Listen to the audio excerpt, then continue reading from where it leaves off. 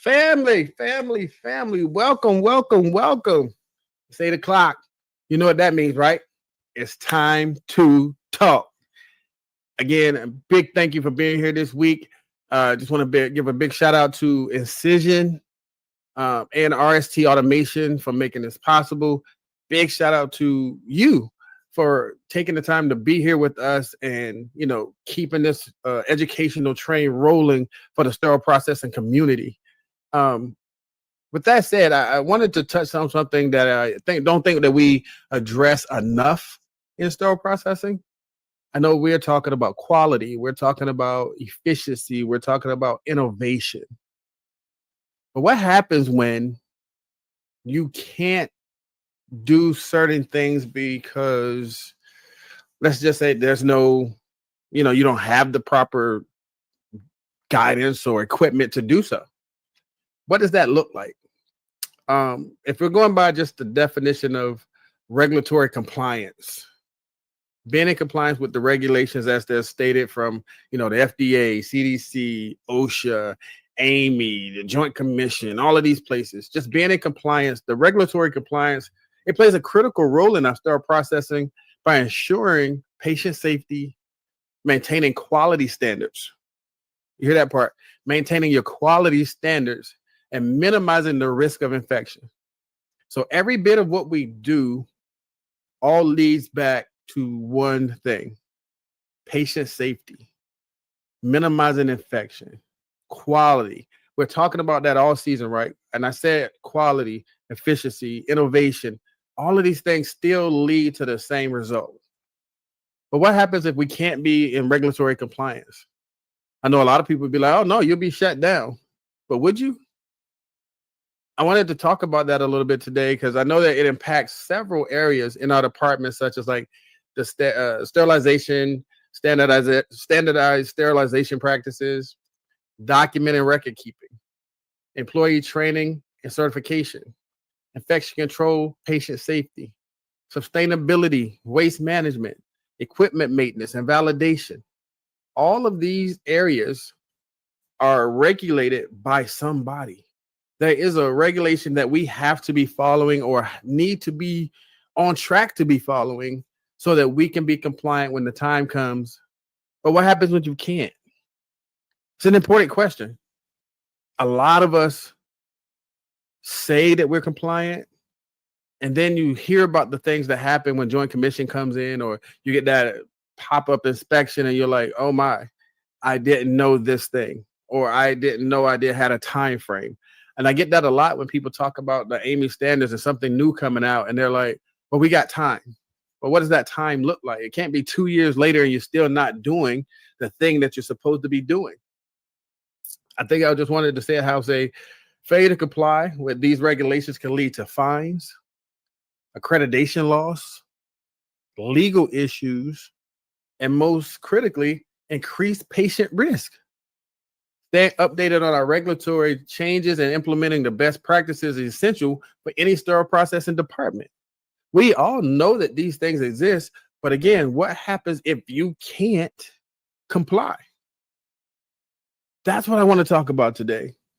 So, who better to bring and talk about regulatory compliance than somebody who is active in the field, doing consulting and looking at these things and giving people the recommendations for what they need to be doing to bring their departments up to compliance. I reached out in my database, and I tell y'all this all the time, I had to go deep and find out who can I get to y'all that y'all would, as a respected voice in this industry. And I thought of one person, and I asked him, and he said yes. And I was like, oh, wow, I love it. So, family, can y'all give a warm welcome to none other than Mr. Warren Nist? Warren, there. You see the round of applause from everybody. Warren, welcome. Thank you, sir. Appreciate you having me, Kenneth. Hey, it's a pleasure for you to be here. I just wanted to, make sure I can get a voice that, understands what that regulatory compliance means and somebody who's actively looking at these things when you're going somewhere. It's one thing for me to sit in an office as a director somewhere and say, this is what I would do. But when you go multiple places and you see multiple different things, I can call them infractions or I can call them, defects or whatever. If you see multiple things at multiple different places of how people need to be compliant, who better to talk about that than a consultant who's doing this daily? Well, and you got to remember too, when we talk about compliance, we're looking at multiple, as you said, multiple locations, but those locations may be a hospital, they may be ambulatory surgery center, they may be a health community service, which I have consulted in all of those areas, and the differences are wide. So, for example, what the regulations are for a hospital are not the same for outpatient areas. So there is a wide range of services. That is one of the things I want to bring up because that was something that I experienced, that your ambulatory center doesn't always follow the same things that the main hospital because of the different, what happens in an ambulatory versus what happens in a hospital and how they have different paths. Even though we keep saying we're here for the patient safety, there are different avenues of how we get there based on where you're at. It's even wider when you get into community health. Doctors' offices, community health centers, for examples. It's just wide ranging. Okay, and just for for the people here who don't know who Warren Nist is, could you tell them a little bit about yourself, sir? Yes, I can. Actually, just let me think. About 4 weeks ago, I entered my 43rd year, actually in sterile processing. Nice. So I started in end of 1982, really beginning 1983. So was it 43, 42? I'm losing track. I've been, I started as a technician, as many of us did, and worked my way through leadership into director roles. And about 5 years ago, yes, ventured into consulting. So been involved with, what was OSHA, which is now HSPA, and spent the majority of my career in the most, what I consider so far, heavily regulated sterile processing state of New Jersey. Okay. Oh, yes. I understand. New Jersey, I guess if people say they started this whole thing and set the path forward, I know that New Jersey has a lot of regulations over there. Well, New Jersey is very different in the sense that, and first of all, I'll shout out to Nancy Chobe, because Nancy Chobe was so instrumental in getting that started. But the difference in sterile processing in New Jersey is written in their state statute. It says you must comply with the AAMI standards. I have not come across another state that actually states that. You can cross the river in Pennsylvania, and I haven't read theirs most recently, but it basically said you must have policies and procedures, and you find that a lot in a lot of states. Right. Very limited. It's a paragraph or two of what a sterile processing department should do, and New Jersey is much more complex. Okay, so with that said, I'll jump right in. Okay, let me give you the obvious one, because I was somewhere recently and the person told me, because I brought up AAMI standards and stuff, and they said, well, the AAMI doesn't work here. This is what we're gonna do. How do you handle a situation where somebody's blatantly telling you that I don't have to follow that? That's just a suggestion. Well, in all reality, outside of the state of New Jersey, it is just a recommendation. AAMI is a guideline. It is not a standard. It's not like the CDC or an FDA standard. It is a guideline, right? As many associations are. So do you need to follow them? Not necessarily. It is considered a best practice in our industry. But you may choose to follow ARN, for example, or SGNA or AST. There's many associations that provide guidelines, and you can choose between those organizations. In fact, you can even blend them together. For example, you may be in a hospital, and this is fairly traditional, where sterile processing, we tend to follow the AAMI guidelines. Right. The OR tends to follow the ARN guidelines. And then you get into the endoscopy area that tends to follow the SG&A guidelines. And the confliction is that ARM, for example, may have a guideline that is similar or overlapping with SG&A, for example. Right. When we looked at the hang time for endoscopes, going back some years, the standards were completely different between SG&A and AMI, or I'm sorry, and ARN. And then you have ST91 that came out not too long ago, and SG&A did not even back it. So there are sometimes where you have conflicts between different associations and different guidelines. But when you get put in that situation and things like that occur, as a SPD director, manager, and I won't say your back is against the wall, but if you have all of these different regulatory bodies saying different things, and it's up to you to create what policy or standard you're going to follow, what do you do in that situation?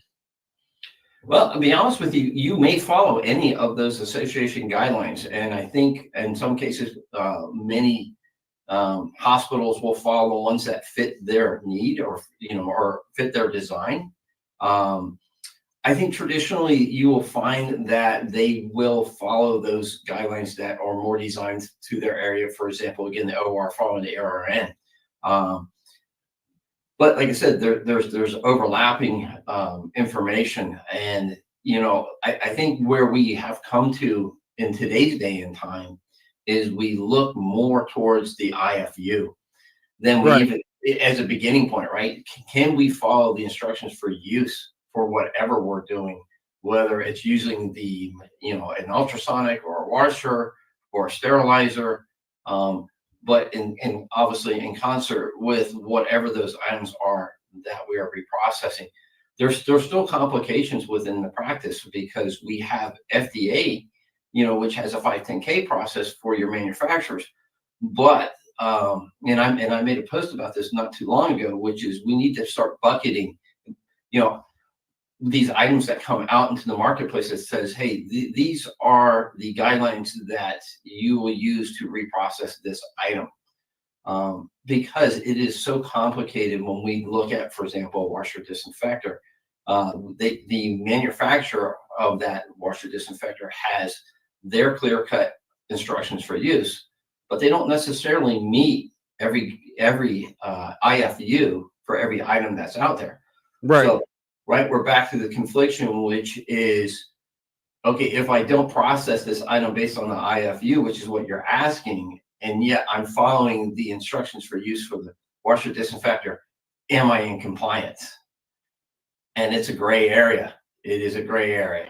But I was about to ask that question. So if I, in my department, say I'm Amy, I'm following the Amy standard, the OR is saying ARN, endoscopy saying SG&A, or it could be ST91. Who wins in that argument when it comes down to who's right, who's wrong? If we're all like saying, no, I'm backing this product. Oh, this regulatory says this. Oh, mine says this. And we get into this because we'll say Amy says we follow ABC, and then the OR is like, no, ARN says. So who wins in that scenario if there is a winner? Like, what do you do? In all honesty, I don't think there is a winner. You have, organizations like DMV and Joint Commission. I think we're probably the two main bodies that inspect, that do the CMS third-party inspections in our areas and start processing. However, if you can present that guideline, whether it be from AST, SGNA, AMI, ARN, they will accept that as best practice because it has been documented as the consideration of best practice. Again, I think the focal point is still instructions for use, and that has really turned up the heat in the last 10 years. You've even seen the changes within the AMI documents that will say, follow the IFU, right? We've seen these changes over the decades. And we've seen where associations have also now taken a step back and said, for example, when we looked at temperature and humidity, and we got into, AMI used to have a standard, and now they say follow ASHRAE. right? Because they Right, made a right, right. committed effort to join Right. ASHRAE. And we point towards those experts in the field that set that standard for us. But then it gets even, we still have great areas when we look at, for example, temperature and humidity, because then we'll go back to and say, okay, when was the building built? When was this space last redesigned? And it could be decades, and you would fall back to those FGI guidelines, from 25 or 50 years ago. So it's very complex, and there's a lot of gray areas within our environment. Everybody, family, this is why this is important that Incision and RST Automation gave us this platform, because these are the things that you need to be knowing. Like, again, like he said, there is no winner. You will follow what you have to follow because there's best practices that you set up in your departments. But again, thank you, Incision. Thank you, RST Automation, for bringing us this type of content, because this is the stuff that we don't too much talk about all the time. Family, I know that we've been saying a lot of things like Amy and, OSHA and these things. So, Warren, just so we can recap for people who all these people are, who are the key regulatory agencies governing sterile processing, and how do their guidelines impact our daily operations? If we just give them a brief overview of all these names we're going to be saying. Well, I mean, when you look at regulating our environment, right? OSHA is one of the key. So we have OSHA. Okay. Right? We look at bloodborne pathogens, right? That is a regulatory process. Like I said, when we get into associations, they're not regulatory. We use them in a regulatory fashion because we use them as a guideline for best practice, but they are not regulatory, except for, as I said, in New Jersey, within their state statute, which says you must follow the AMI guidelines. So if you're following AST in New Jersey, you're out of luck, right? You gotta be using the AMI guidelines. So with that said, let me ask this, because I know somebody's gonna be like, what does he mean by that? If I'm in a department and I know that Amy says this is best practice, it's recommended, but that's not what we do, I'm not wrong. No, I wouldn't say that you're wrong in essence, other than the fact that technically in New Jersey you are. Right, I was getting to that New Jersey part. Like, for everybody else who, again, so the lady that told me Amy doesn't work there, she wasn't wrong. No, she wasn't wrong. I think she misunderstood the phrase, but and I've seen that more than once. But no, she was not wrong. I mean, I'm not sure how she was trying to convey that. She may be basically conveying in the sense that, no, we really don't follow these guidelines. Is it any different than saying, there's some organizations, and I've worked in at least one for sure, that was heavily Six Sigma driven for quality, right? But does everybody follow Six Sigma, or no? You look at quality departments that blend a multitude of ways to create better processes, right? Very similar in the way we use or adopt different guidelines from different associations. I mean, most of them are fairly close, but not always. Again, in the case of SG&A and the ST91 document, right, and that actually goes even further back in those complications when we were looking at the outbreaks in the endoscopy world. There was international standards, and again, same thing. It's when we look at, we're talking mostly United States here, but do they do the same thing in Europe? No, they don't. So there's grave differences. The CSA, Canadian Standards Association, has some really nice documents, and again, sometimes it's very difficult to get administrations to adopt them. Right. But I would consider some of them best practice for sure. So, and just saying that alone, when we're talking being compliant, when, as you said, CMS or Joint Commission comes in, that revolves around us being able to prove something, right? So if we have to prove that A, B, and C happen, and then they say, well, where did you reference that from? Most of us would say, well, Amy stated here, blah, blah, blah. That's most of us. I get what you're saying. Like, they don't have to say that, but from that, that's the part I'm trying to get my head wrapped around, because I know like my family here is like, wait, what do you mean we don't have to follow? Because it's just a recommendation. But as it pertains to regulatory compliance, if Joint Commission comes in and they're looking for certain things to be aligned, and it's not, what do we do? What's the consequences of that? And it depends on the depth of the issue. First of all, that, as you mentioned, I think in the beginning, the consequences could be loss of your accreditation, depending on the severity of the issue. And we look at not only, and this is what I profess to my customers, is when we look at risk for the patient, right? You also are looking at risk for the business. And I can honestly say in my career, I only know of one, but I do know of a hospital that was actually shut down. And it was shut down in the state of New Jersey because they were non-compliant. And they went through a multitude of buyouts before they got back on their feet. And it was several years before that hospital was operational again. Wow. So it can happen, but I've only known it to happen one time. Generally, there is a period of time that you're given to correct it or provide other information. And it's funny because it's ironic today. I actually had put a post out on LinkedIn, and it dealt with a tire and SPD, because I most recently was involved in the CMS inspection.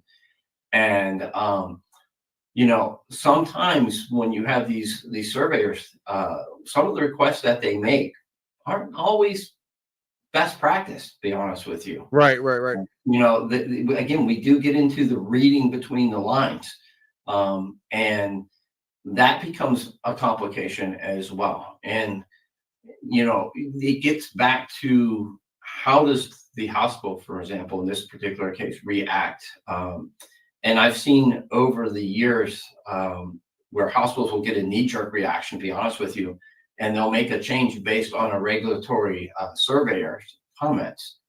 But when you actually get involved and start looking deeper into the guidelines, into the IFUs, they may not actually state what they're requesting you to do. So you are able to provide feedback and don't necessarily have to make some of those changes. I would say 99% of the time they're probably on point, but there are always one-offs. I want to talk about that. I want to get a little bit more into that piece, because I've dealt with that as well. So I want to ask you something about that surveyor versus the regulatory part. But we're going to do that right after this commercial. We're going to dive into a little bit more of what happens when your surveyor is given the wrong information, or is it the wrong information? We're going to talk about it right after this commercial.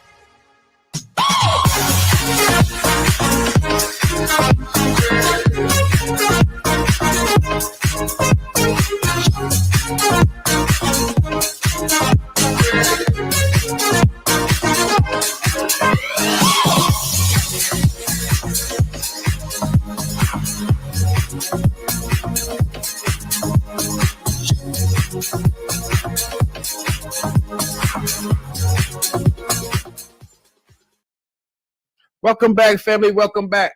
As you saw, RST automation, changing the way that we actually become more efficient and use innovation in our departments. The AIM system itself, if you haven't seen it, definitely reach out to them on LinkedIn. Go to their page, like, subscribe, ask for that free demo so you can see it for yourself, how great that system is. And when you're there, just tell them Time to Talk sent you. Warren, based on what you just said, and I want to jump back into that because I know people have questions. Based on what you just said, if the surveyors coming in and they're giving out the wrong information, is it up to interpretation of what they're reading the standard to say if it's wrong information, or is it their interpretation, which is what we get dinged on? It can be their interpretation of what we get dinged on. And again, I say dinged on in this essence of in the moment, right? Okay. For example, Joint Commission, you can respond back and ask for clarification or make suggestions on whatever that claim is. And I've been involved in that, not very often, but a handful of times. I can actually even remember dealing with a Joint Commission consultant who came in, and so that was pre-survey, and said that you can't do X, Y, and Z. And I said, well, no, the actual guideline is this. And she pulled me out into the hallway away from my customer and said, you're not supposed to know that. And so, there are things that they kind of try to drive home as a standard, but aren't necessarily to the letter of the law. So now, when we're talking about all of these and the interpretations and what we are reviewing as far as when they come in and are we compliant, how does proper documentation and record keeping contribute to this compliance? If we're saying, hey, Amy says we do ABC, or, what I'm saying, how does the record keeping and documentation play a part of that? Well, first, let me say this. My consideration on proper documentation and record keeping has nothing to do with Joint Commission. Okay. It does in an accreditation survey. However, that is a business risk. If you end up in court because of an incident without proper documentation, you are going to lose your case. So I'm more fearful of a lawsuit than I am even of Joint Commission in these situations, right? And I can tell you that a few years ago I got a phone call from a lawyer who was reaching out because there was an incident in a hospital, and I won't go into where that hospital is. Right. In this particular case, there was a failed instrument, and the patient lost their kidney because of this. What asking me was what is the standard for maintenance of this instrument? So we got into that kind of conversation. And again, if you haven't documented that you are doing your regular maintenance on your instrumentation, no different than doing your regular maintenance on your sterilizers or any other piece of equipment, and you have a failure and you have an injury to a patient, in this particular case, like I said, losing a kidney, how do you think that's going to play out in court? So documentation is really for the risk of the business in itself. Yes, can it play a part in the Joint Commission accreditation? Absolutely. We've seen that over the years as well. Whether it's biological information to temperature and humidity is always a hot take, but are you going to lose your accreditation over that? Not likely. You're going to end up in a process improvement time period where you need to kind of catch up and demonstrate that you're back on track. I know most people have tracking systems now where everything is scanned and they automatically keep records and stuff like that. But for the sake of argument, if something wasn't documented and that tray got used in the OR, you can't trace it back to the patient. Is that not a regulatory thing where you have to be able to trace the traceability of one step to make sure that all the steps were hit? That is something they'll look at during a CMS inspection, generally speaking, if they're going to trace it as they do trace a multitude of other things when they're tracking a patient.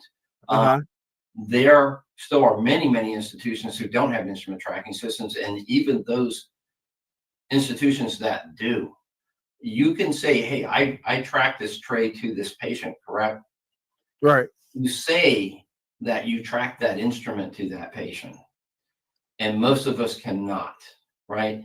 And we know in sterile processing that instrument migration is a huge issue.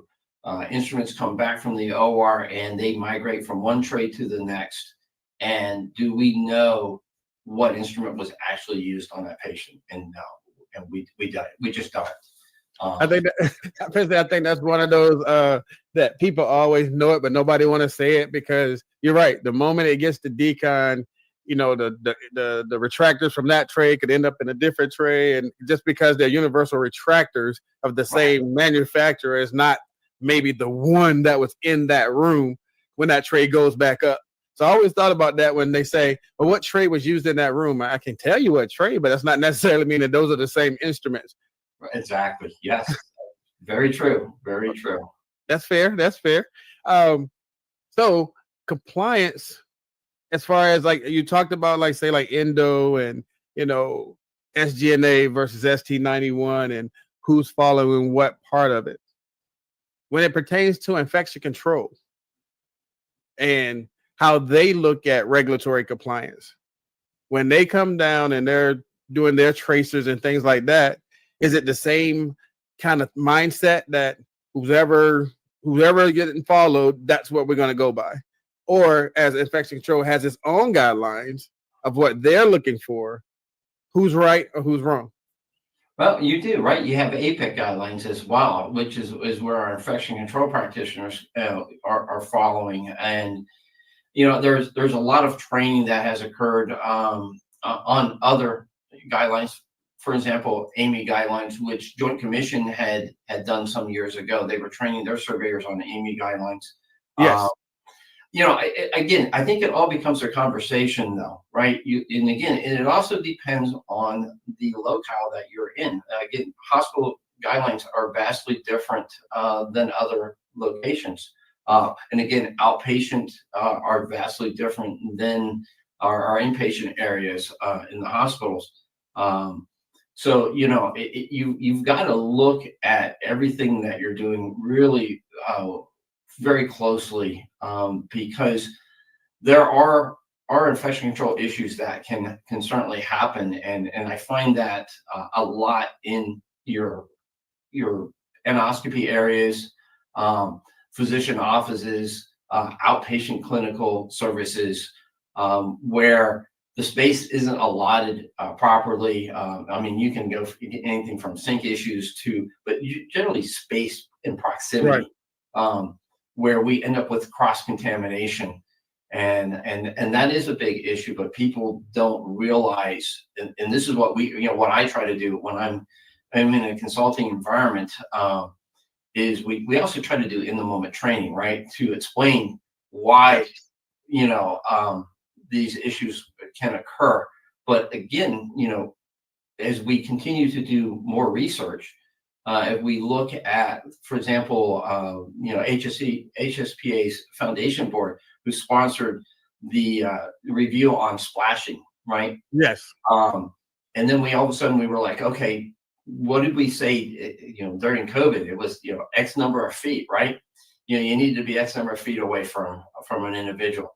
And then we found out through this documentation that it was much further. The water drop was, we were looking at 8 feet or possibly greater. Right. And then you start thinking about, okay, in some of these environments, we're cross-contaminating because we now have new information. But right. At the same point in time, you've got to realize, even when you look at the AAMI documentation, right, it's a 5-year period that we go through before we even, renew the documentation that's there. And of course, even with COVID, we're looking at ST79. The last update was 2017. There's a lot that has changed since 2017 that if you go back and look at research, there's much better practices that probably are documented in some of these association guidelines. Like the comment there, like ETO, like we know better now, but we didn't know when everybody had an ETO in their facilities, and that was just a standard at the time that we were using. Right. But now, right, yeah, and again, there you go. If you mentioned ETO, you look at again, the differences even between Pennsylvania and New Jersey, where Pennsylvania had abatement systems and New Jersey didn't back in the day. right? Right. So we are even from state to state to state for state guidelines doing the same thing. Now, I got a question about something you said just a few minutes ago, like in real time, and this is just a legitimate question. How, I want to say, how do they differ? But if a hospital, an ASC, a doctor's office, and I'm gonna go ahead and throw them in there because I know we have some stuff coming out from Amy from them, but dental practices, if all of these places are doing patient care and patient safety is the main goal, why are there so many different regulatory or ways that things can be done between all of them? Well, that's a great question because we have individual comments or what do I say, expertise. You have, and I'm gonna be honest with you. All you have to do is join an Amy work group to find that out, right? Believe me, I There's know. so many different opinions, and especially when you get involved with physicians, for example, heavily data driven. If you go back to, and I don't want to throw ARN under the bus here, but if you go back to, I want to say roughly 2015, when they made some changes to their guidelines on what kind of hats you can wear and whether your arms had to be covered, et cetera, et cetera, et cetera, right? That was seemingly based on more common sense. That this makes sense, right? But in the end, the AMA, I believe, was the association pushed back and said, we want the data. And in the end, there actually wasn't any. And you saw their guidelines get changed back to what they were before. And again, for me, somebody who's been doing this for many years, I remember sticky mats. Like before you walked into the OR, you had to walk into sticky mats supposed to make your feet clean, et cetera.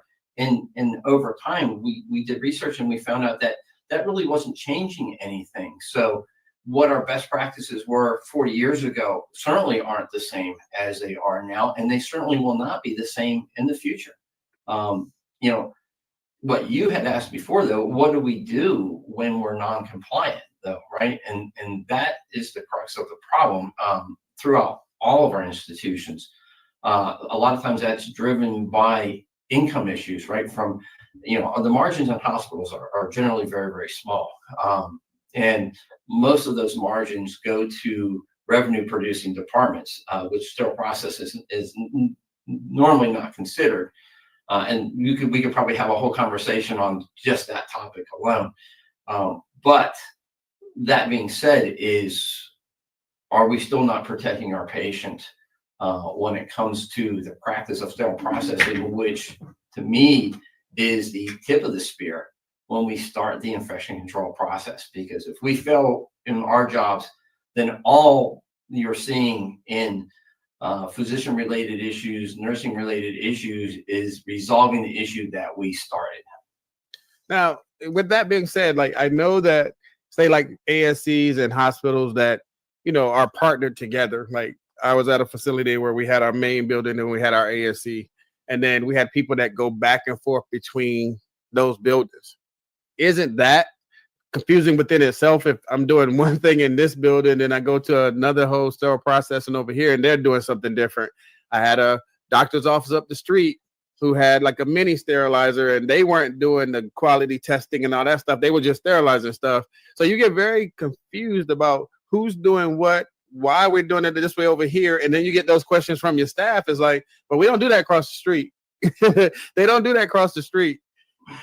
Yeah, it's true. And, in all essence, it really should start from a risk assessment. And the way I'll state that is when we look at, for example, what is the guideline for biological testing of steam sterilizers? It's weekly. That is the minimum standard, is weekly testing. There's not very many people that do weekly testing. However, you will find that in a physician-related operation now. It's a cost reduction. What's the risk to our operation, our business, our patients?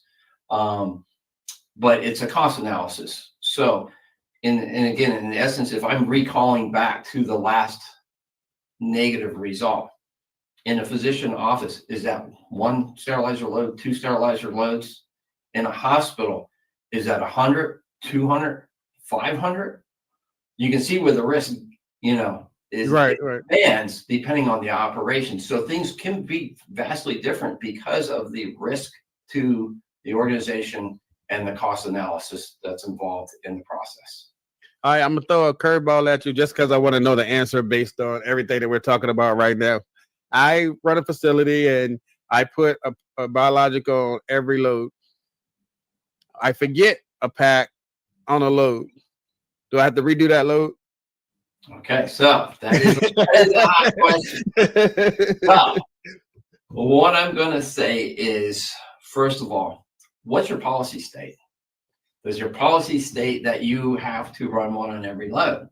If your policy says we run it daily, then not necessarily do you actually have to run, or do you have to redo that sterilization cycle, right? Are we following our policy? Now, you may or may not actually be asked during a CMS visit is, we notice that you're running biologicals on every cycle, but your policy states this, right? Right. I'm gonna be honest with you, most of the time they do not dig deep enough during a CMS survey to actually even pick that information up. Okay. I will say that typically in my participation, a CMS visit in a hospital may be 1 or 2 hours. Okay. I will go back to New Jersey. Now, it's been a while since I've worked in New Jersey. I left New Jersey in 2018, but I have endured 7 hours, 8 hours of state inspection. Okay. So, and they're actually one of those states also that they can come in as a state inspector and walk out and come back through the door as a CMS surveyor. So they play both roles in New Jersey. Okay. So depending on what they see. But again, the surveys generally don't go to that depth. However, they will obviously looking at, did you document the results? Did you do it in the time frame that the IFU stated that you should do it? If it's a 24-minute sterilization or 24-minute readout, right? What is the time frame on it? Is it an hour, 2 hours? Okay, if your policy again states that, let's say that your policy does state that you ran it for, or that you run it for each load, and you're using the 24-minute, and I'd have to read the IFU, but I think it's 1 or 2. I think it's 2 hours that you have to actually complete the readout, right? Right. And you fail to do that, and now your biological is essentially null and void. So, would you need to redo it at that point in time? If your policy says that you're running it every cycle, then I would say, yeah, you failed to document a biological and you need to rerun that cycle. But it really does get into the semantics of what does your policy say. And in all honesty, that's why I caution my clients is, kind of pigeonholing yourself into, driving your business in a way that is not sustainable in certain circumstances.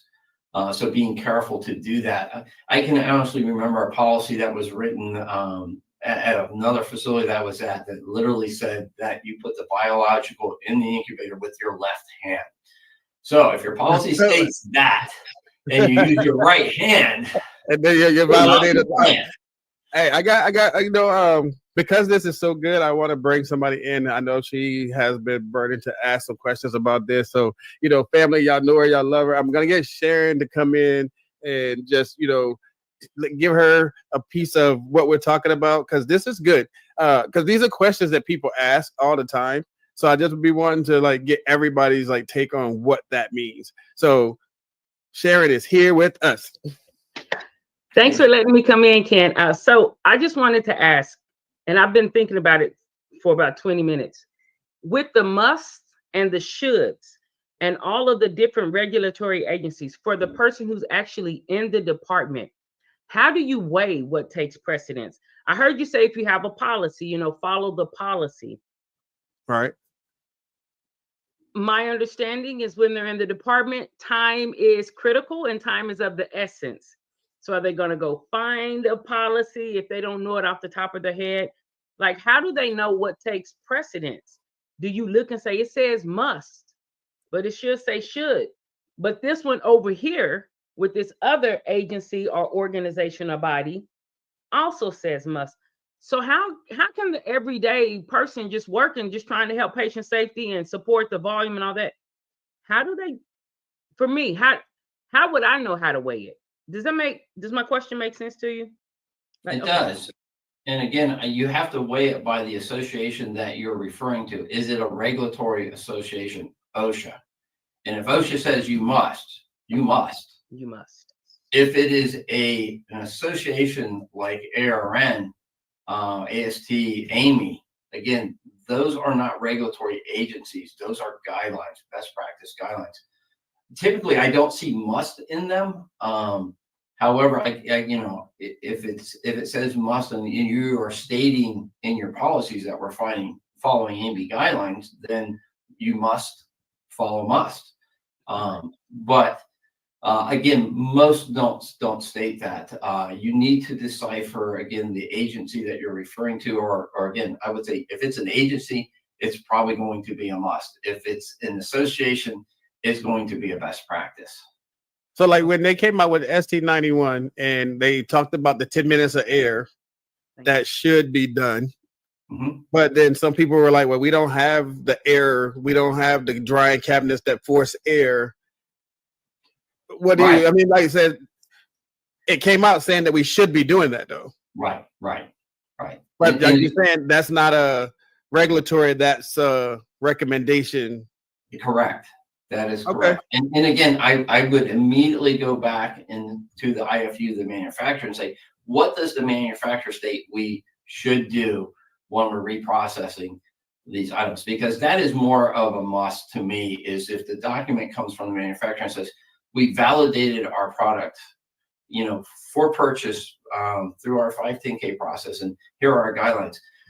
Again, for an example, if it says, and this is a key one that seems to trip up a lot of people, is when we look at sterilization of stainless steel instruments, for example, minimum recommended standard time, or does it say or give you a standard? For example, a lot of them will say minimum of 4 minutes at 270 degrees Fahrenheit. Right. Correct? There are some that say 4 minutes at 270 degrees. So now, if it just says 4 minutes at 270 degrees, and this is where I've seen this is more of a gray area, but within Joint Commission in the last, I would say, 10 years, I've actually seen citations where they said you were not following the IFU because you sterilized it for 5 minutes or 6 minutes or 7 minutes, because we get into these multi-parameter loads, right? You have all these different trays or even different instruments within a tray that have different, well, I won't say different minimum standards. Their minimum standards are generally the same, but you may end up with an item in that tray that has a longer minimum standard. For example, 10 minutes, and you say, okay, well, I need to sterilize that tray for 10 minutes. Am I in violation of the other IFUs that say minimum 4 minutes? And the experts that I've talked to is, of course, we're not. Their damage does not occur in those stainless steel instruments at the temperatures that we sterilize them at. When you look at the forging process and the sensitive heat that occurs in actually manufacturing. But this is where you end up in difficult situations in CMS surveyors, is they say, oh, no, you can't sterilize that for 10 minutes because it says 4 minutes. Well, it's minimum, or there are those one-offs that don't give you that minimum. And if it gives you a standard, you need to follow that standard. So that brings me to a question around that. Like, in your department, they have a full load, but one item on that says 10 minutes and the rest are 4 minutes. And people say, well, we're running on the 10-minute because that one tray needs the 10-minute. The rest of them are a minimum of 4, not saying I can't run it on 10. That's allowed because it said minimum of 4 and not 4. So people have to actually pay attention to that now, because minimum of 4 and 4 minute are two different things. I think people don't realize that part. Well, it's not like that. I mean, there are some that will also give you a maximum as well. So, okay. I mean, and we see this within, for example, the CJD guidelines, right? You got that 18-minute cycle right? I've actually been in hospitals that have adopted the 18, well, I believe actually, and I could be wrong, so people don't crucify me because I remember this from some time back, but if I remember correctly, the standard in France was an 18-minute national cycle, regardless of the IFUs, because of the prevalence of CJD. So I believe, if I'm correct, that was a national standard that I read some time back. So in that particular country, if we're going, hey, we're just going to protect our patients. We're going to run everything at 18 minutes, regardless of the minimum. You know, I guess if there was something that said we needed to do more than 18 minutes, you know, the complexity of that is this. Microorganisms still die at the time frame that they die, right? Right. The complexity of this process is it didn't take longer to sterilize the instruments. Through the testing of the manufacturers, it takes longer for the steam to make contact to a specific location within that instrument. Thus, you still need that 2 to 2.5 minutes of contact time. We do double overkill, which is where we get our 4 minutes. But, you know, for example, So- they'll use electrodes to test and validate how long did it take for that area, that instrument, to heat up to 270 degrees. Some instruments, because of complexity, it takes longer for that steam to penetrate into those crevices, those cannulas, etc. And then you still have the same contact time. So I got a question of that. This is not regulatory. This is probably more compliance than regulatory. But if our biological itself says that your spore is killed after 4 minutes, why are we doing 10 minutes? Why are we doing 18-minute cycles? Well, I'm just asking. I'm being devil's advocate right now. Like, it tells you literally the spore will die within the 4 minutes. So why do we do 10-minute cycles? Why do we do 8 minutes? Why do we do 18? Why is all that a necessary evil if the spore is already dead? Well, again, let's take CJD out of the complexity of this question, right? Which is your 18-minute WHO cycle, right? And that's a prion, and it's a little bit different. However, when we look at the spores within your biologicals, again, it's not 4 minutes, it's 1.5 to 2 minutes, right? That's the kill time, right? So we do a double overkill cycle, which is a safety margin, right? Because if we're running it exact, then if we even just have a little blip of an issue, we may not have a sterile item. So we have that double overkill. It's a safety margin. But getting back to your question around 8 minutes, 10 minutes, 15 minutes, what that actually is, it is the complexity of the instrument, and they have been tested by the manufacturer to note that the steam contact does not occur within that specified period of time, and you need longer for that steam to enter into certain aspects of that instrument. Like I said, it could be a cannulated instrument, it could be a complex design instrument, and those electrodes that they place on those instruments will dictate how long it takes for that temperature to be achieved. So you have to realize that their validation process is telling you that yeah, great, the biological or the microbes died within 1.5 minutes to 2 minutes, but it took 8 minutes for us to get the steam there to that locale to kill them. So now we're looking at a 10 or 12 minute. The other parts, I'm going to be honest with you, I've talked to manufacturers over the years, and I've asked them, well, why do you have this cycle? And you get various different answers, which is, one, we just felt safer if we doubled or tripled it, because the risk to them was we don't want a lawsuit. Right. So we know it takes 2 minutes, 4 minutes. You're going to run a 4-minute cycle. We just want you to run it for 8 minutes or 12 minutes or whatever, which is where I go back to something that we've kind of been asking the FDA, we being sterile processing profession since the 90s, to say we want bucketed items. We want these instruments to be in a 4-minute cycle, a 10-minute cycle, a 20-minute cycle, and nothing more than that, because of the complexity of trying to run these sterilization cycles. You've got hospitals that have 12 or 15 sterilization cycles on their sterilizers. Right, And yeah. you're adding complexity to the quality of, are we making sure that our staff is educated well enough to make these decisions and meet the standard for these items? Especially those institutions who don't have a tracking system, who you can build in a safeguard too, and say, when I scan this instrument, if I don't have it in the right cycle, it's going to pop up and say, hey, you can't run it on this load. But when you've got hospitals that have cheat sheets and people are trying to remember, does this tray go in this cycle or this tray go in that cycle? That's very complex, and the likelihood of error is much, much greater. So on that note, let me ask you this. How do you feel about those items that say it can go in steam and in Sterile or VPRO? When you got the 270 over here, or you got the hydrogen peroxide over here? Well, I'm going to be honest with you. So it's not really a complex, this won't be a complex answer, but because there are many items, right, that you can run in steam and or low temperature sterilization. And the way I look at that is it's the longevity of the instrument. And I found this in instruments that, for example, are fiber optic, right? They tend to last longer, or seemingly they tend to last longer in low temperature because of the heating and cooling and steam. Those fibers break down faster. And you look at, a standard laparoscope, which might be $5,000 to $7,000. What's my long-term cost of using this instrument if I keep running it in steam?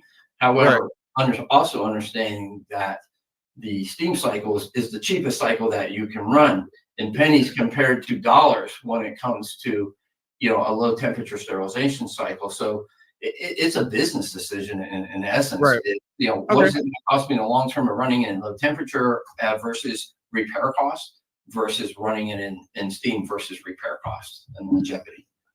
Okay. Family, I know y'all have heard all of these great tidbits, and I know y'all have a lot more questions.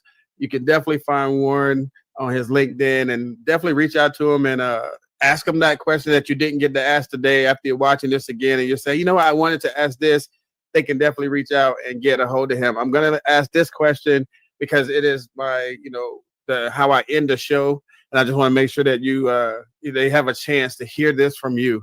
What advice do you have for sterile processing professionals looking to stay ahead of the compliance changes and improve the department efficiency as it pertains to like regulatory being compliant and stuff? What advice can you give them about how to stay ahead of the curve when changes are happening?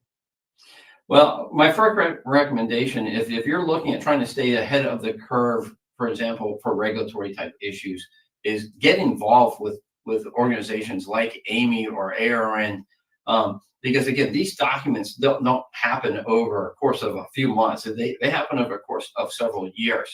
So just being involved alone, what's coming down the road, right? Not to mention, you can participate in the process of making it work for your organization or your hospital, right? At least you get input into the process. Will it be adopted? Who knows? Be honest with you. But you have the opportunity of voice. So that would be certainly my first recommendation, is just being involved. Obviously, being involved with associations like HSPA and going to these educational seminars to stay current is certainly important as well. If you can't be involved with the actual process of developing some of these guidelines, but highly recommend getting involved with these organizations. I second that a lot because I was amazed at when I went to my first AAMI meeting and talking to the greats in the room, the Jameeds and Dave Jerosis, and you're listening to like the people there, and it's like, now count how many end users you see versus how many industry people you see, and it plays definitely out way different than I thought it was, based on just things that you said, like just having the FDA in there and these people and they're voting, and you're like, but that's not what we do every day. But it takes more than just a few of us. It does, getting people involved. And we say this all the time. If you're not, please try to get involved with your local AAMI. If your hospital normally has a rep, and just try to get involved in one of the working groups. I think I said on like 6 right now. But try to get involved and get in that conversations. And I've been in these meetings, and you would be amazed at how these go. And to Warren's point, it's not something that's going to happen overnight. It does take us a while to get one thing passed. And it's just one of those where you definitely want to be involved in the conversations. you would be amazed at how that the behind the scenes actually plays out with all of the key players in the room. But the one that should be in the room is us, the end users, and that's where you will get, that frontline experience of being in part of that changes of the compliance and everything that goes along with that. Warren, sir, I definitely appreciate you. Your insights were invaluable today. I think that people now have an understanding of what it means when it comes down to like the hospital versus ASC versus doctor's office, because as you can see in our everyday how everybody's doing something different, and now it makes sense. Everybody's following what they're following, and it may not be the same. As far as, yes, we always gonna defer to Amy when and now it makes sense to them why the OR is like what ARN says or AST says, and it conflicting sometimes. But then, like you said, there is a small portion in that gray area where they come together. But it's going to take us working with each other to say, okay, we're all trying to get to the same goal. We just follow different paths to get there. So I think that's what people needed to hear. I think, how to stay above and, what happens inside of the process. Like compliance does not just mean I follow this, and this. There are different versions, different ways. What happens when a Joint Commission surveyor comes in? What happens when a CMS surveyor comes in? That information isn't necessarily wrong. It might be left up to interpretation. Like, as you said, a recommendation is a recommendation. Do you have to follow it? What is best practice? Those type of things that people get hung up on the wording. Right, absolutely. And that's what I would say. It's a conversation. So don't forget that it is a conversation when you're involved with the CMS surveyors, whether it's Joint Commission, DMV, or somebody else. I would also caution you not to press too much at that particular point in time. That can have negative consequences. You're best off to press later on after the survey or during the writing portion of that. Okay. Family, you've heard it here. Mr. Warren Nist, thank you, sir, for being here. Thank you for sharing your insights with the family today. Family, as always, it's been a time to talk, and same place, same time, next week, new guests, still on the path to quality, efficiency, and innovation. I thank you. I appreciate you. Big shout again to incision.care. Make sure you go there, subscribe, go there, request a demo. Tell them Time to Talk sent you. Same thing, RST Automation. Subscribe, request a demo. Tell them Time to Talk sent you. We're headed toward the future of innovation. They're showing you some new ways how to make your departments more efficient, and all the while bringing quality to each and every patient that you serve. Warren, thank you, sir. Family, it's been a good night. I appreciate you all. See y'all soon. Thank you.